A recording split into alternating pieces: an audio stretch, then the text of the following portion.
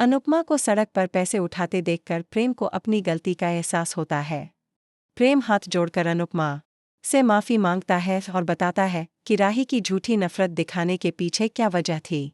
जी हाँ दोस्तों, popular TV serial Anupama के आने वाले ट्रैक में कहानी एक अलग ही मोड़ ले चुकी है, जहां आप देखेंगे कि किस तरह प्रेम अनुपमा के हाथ से बने खाने का स्वाद पहचान जाता है। लेकिन अनुपमा नहीं चाहती कि प्रेम उसे वहां देखे, इसलिए वह चुपचाप वहां से निकल जाती है।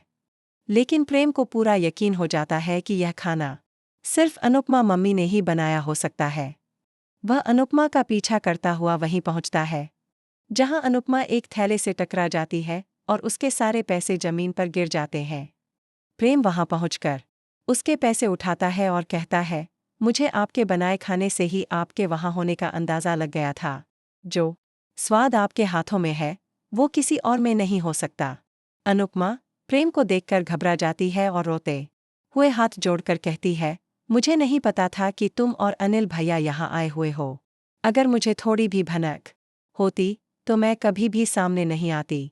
मैं सिर्फ खाना बनाने आई थी। मुझे माफ कर दो, मैं दोबारा कभी भी तुम्हारे सामने नहीं आऊंगी। वह आगे कहती है, मुझे राही ने बताया कि तुम लोग मुझसे नफरत करते हो। मेरी वजह से तुम सबको बहुत दुख पहुंचा है। मैंने कभी नहीं चाहा था कि ऐसा कुछ हो। यह सब सुनकर प्रेम हैरान रह जाता है और पूछता है, मतलब राही आपसे मिल चुकी है? अनुपमा जवाब देती है, हाँ, राही मुझसे मिल चुकी है और तभी मुझे एहसास हुआ कि तुम सब लोग मुझसे कितनी नफरत करते हो। लेकिन अब मैं तुम लोगों के सामने नहीं आना चाहती। यहीं पर कहानी में एक बड़ा मोड़ आता है। प्रेम कहता है, मम्मी, राही आपसे नफरत नहीं करती। जो कुछ उसने कहा वो सब सिर्फ दिखावा था। सच तो यह है कि राही आज भी आपको बहुत याद करती है और आपकी हर बात सोचकर रोती है। उसके दिल में आज भी आपकी जगह वही है। प्रेम आगे बताता है, मैंने एक बार राही की डायरी पढ़ी थी जिसमें उसने लिखा था कि वह अपनी मम्मी से कभी नफरत नहीं कर सकती। उसने लिखा था कि वह इस दुनिया में सबसे ज्यादा आपसे प्यार करती है और हर रोज यह सोचती है कि आप कहाँ होंगी, कैसी होंगी। ये सब बताते हुए प्रेम फिर से अनुपमा के आगे हाथ जोड़कर खड़ा हो जाता है और कहता है, मम्मी प्लीज हमें माफ कर दीजिए। 8 महीने पहले जो कुछ हुआ वो हम सबने गुस्से और सदमे में किया। आर्यन की मौत के बाद हम इतने टूट चुके थे कि हमें सच्चाई दिखी ही नहीं। इसके बाद प्रेम अनुपमा के सामने एक बड़ा खुलासा करता है। वह कहता है, अब मुझे आर्यन की मौत की असली वजह पता चल चुकी है।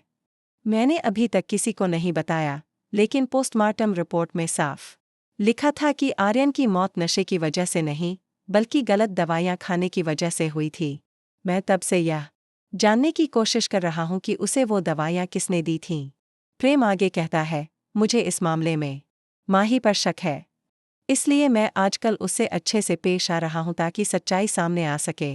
अब कहानी और भी ज्यादा दिलचस्प मोड़ लेती है जब प्रेम अनुपमा से रिक्वेस्ट करता है, मम्मी आपको मेरे साथ कोठारी हाउस चलना होगा ताकि आर्यन के असली कातिल को सजा मिल सके।